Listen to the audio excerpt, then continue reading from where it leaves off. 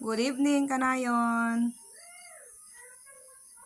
Magluluto po tayo ngayon ng ating ulam for dinner. Dinengdeng ulit, syempre. Gulay is life. Pero may iba po tayo ngayon. Mayroon pong yan seaweeds. Gargararaw sa Ilocano. Yan. With daw ng saluyot. Fresh na fresh. Galing sa likod bahay. Then, meron po tayong singkamas bigay ng kapitbahay. O, di ba? Yummy. First time na makatikim ng singkamas. Yan, di ba? Meron po tayong ulam na dinengdeng mamaya.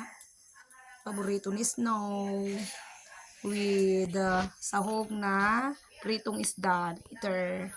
So that's all. Magdadengdeng na po tayo. Magugulay na po tayo kanayon. Thank you for watching. God bless us all.